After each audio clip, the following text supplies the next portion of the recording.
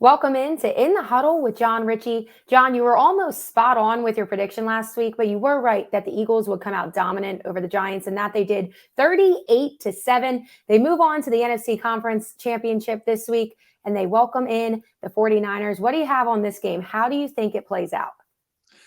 It's not going to be easy. I believe we are the better team. I believe that their quarterback, Brock Purdy, has been, what a story he's been so far. He hasn't played a defense like ours during his little venture into excellence. And I think we can absolutely make him look less excellent when we get after him a little bit. And their defense is outstanding. And I've heard so much about, the 49ers defense, the best defense in the NFL all week. We're the second best defense in the NFL. And I'm really encouraged all season long by the complementary football that we play, meaning the offense puts points on people. That means that the defense has a better feel for what the opposing offense is going to do. When we're up, you put them in a pass-first mentality that helps our cause. It's so critical this week, though, that our offense get points on the board to make them more one-dimensional. I am fascinated by the way Kyle Shanahan, as an offensive, play creator and play caller, everyone appreciates the way he runs the football, the way he puts his guys in the best position possible with motions and personnel groupings and formations. And he's got a lot of players that he can sort of use interchangeably. They have a wide receiver in Deebo Samuel, who is also a running back. They've got a running back in Christian McCaffrey, who's also a wide receiver. They line them up thusly also. So it's a real challenge for Jonathan Gannon to match what he expects them to do if this is a close game. If it's nip and tuck, you've got a lot you've got to worry about if you're Jonathan Gannon. If we get up, then you've got a lot less to worry about. And you can start telling those defensive linemen, Hassan Reddick, Javon Hargrave, hey, we're going to stunt you guys. We're not going to blitz. We're not going to go crazy and sacrifice extra defenders, but go get this, rookie quarterback. That's going to serve us really well. So I'm hoping that we're able to get a flurry of points up there. We know that we've been great in the second quarter this year. If we can go in at the half with a nice little lead, and that is asking a lot, but I think that'll set up great for the second half. Now, it's not, like I said, like I started, it's not going to be easy, but we have the better roster, despite the fact that they've got an incredible roster. They do. And I'm so excited to see this play out. I am much more nervous than last week. Last week, it felt like, the teams were so uneven. Mm-hmm. This week, we're pretty even, but we are better. I agree with you there. Not only would it help the Eagles if they come out by putting up points, but also it puts the pressure on that rookie quarterback that you're talking about. So it really would just help them out all over the board. But speaking of Gannon, so the Niners are this dominant team, especially the second half of the year. But they did only put up 19 points at home last week against the Cowboys. Do you think Gannon's got to look at the Cowboys game especially and kind of steal some of the ways that they went after this offense? Sure. I'm sure that he will. It felt like the first three quarters of that game, the Cowboys 49ers, the Cowboys did a really nice job of neutralizing the 49ers rushing attack. And we've got to replicate that. And that's not easy. They've got a really strong offensive line. They've got maybe the best left tackle in football in Trent Williams.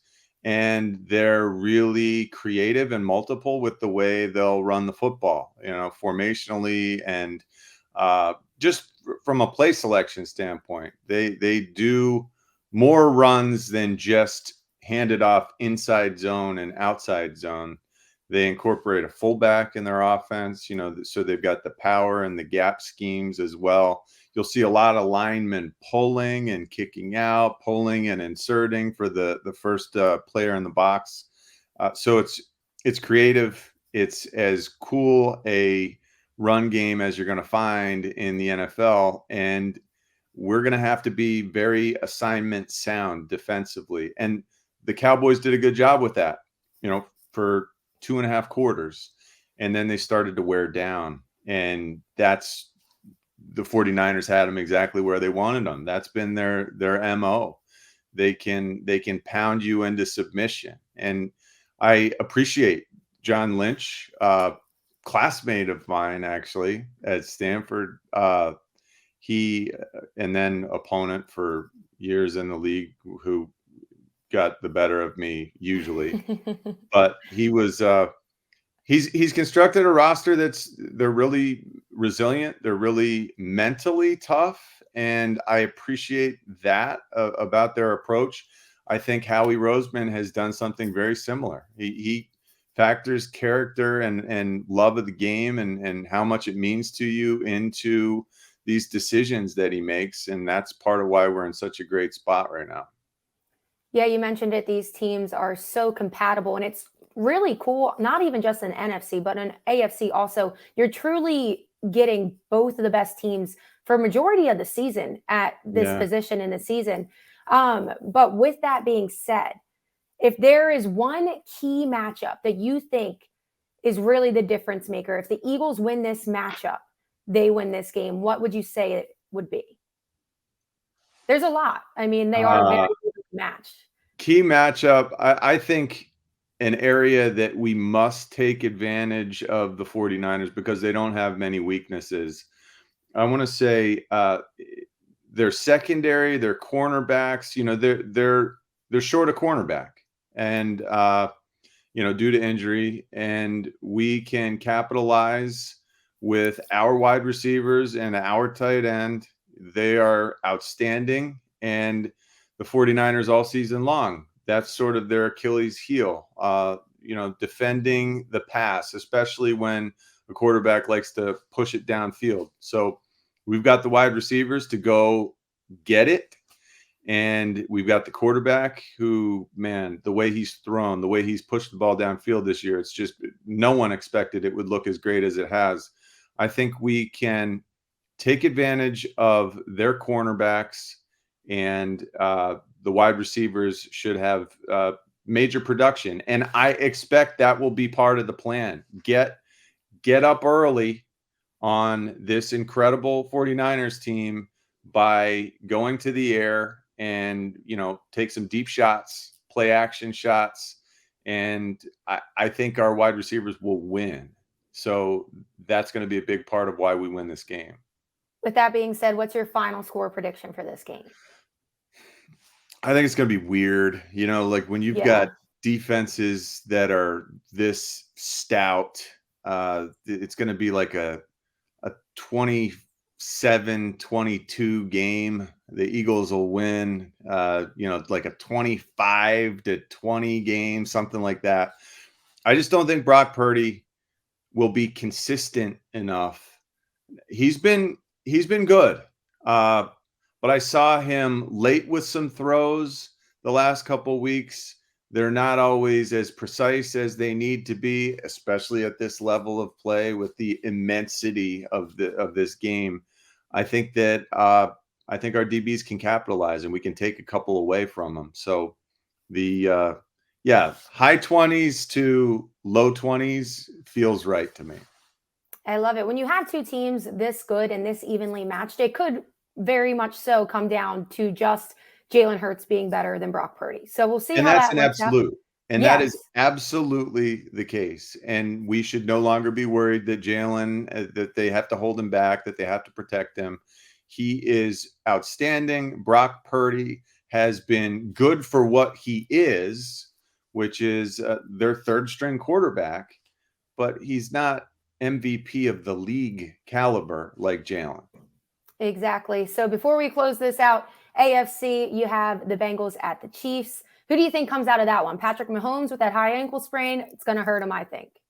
Yeah, look. I liked the Bengals before. If they were to make it to that AFC Championship game, they've beaten the Chiefs 3 times in a row. That has to resonate. This is a game of matchups, and they get the better of those matchups the last 3 times they've played. But now that Patrick Mahomes has this high ankle sprain, I'm telling you, he's not going to be able to move. He's going to have to basically put a cast on his leg to where he will not be mobile in any direction. And the Bengals D line has been much better than what I expected this postseason in terms of generating pressure. And the Bengals offensive line has been, I mean, incredible considering they've got 3 replacement players in there. I think the Bengals win, and I think it's going to be a Bengals-Eagles Super Bowl, and I'll feel great about that when we get to that point. But great games this weekend, and I'm nervous.